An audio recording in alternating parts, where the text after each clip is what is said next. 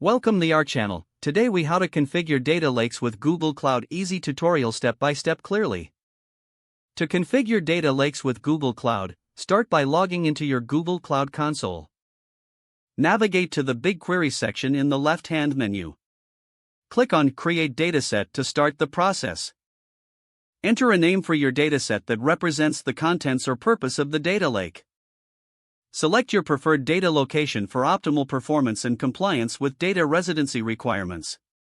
Once the dataset is created, move to the Cloud Storage section. Create a new bucket by clicking on Create Bucket. Select a globally unique name for your bucket and choose your preferred storage class. Decide on the location type for your bucket, which could be multi-region or dual region depending on your needs. After creating the bucket, upload your data files. Ensure that the data format aligns with standard types supported by BigQuery, such as CSV, JSON, or Parquet. Return to BigQuery and click on your dataset. Select Create Table to initiate the table creation process. Choose the source as Google Cloud Storage and set the file path to your uploaded data. Define the schema for the table by including field names and data types. Click on Create Table to finalize the process. To manage your data lake efficiently, consider setting up partitioning and clustering for your tables. Use the partitioning option to enhance query performance and reduce costs. Clustering allows you to group related rows based on specified columns. After your table is created, run a few sample queries to test that everything is functioning correctly.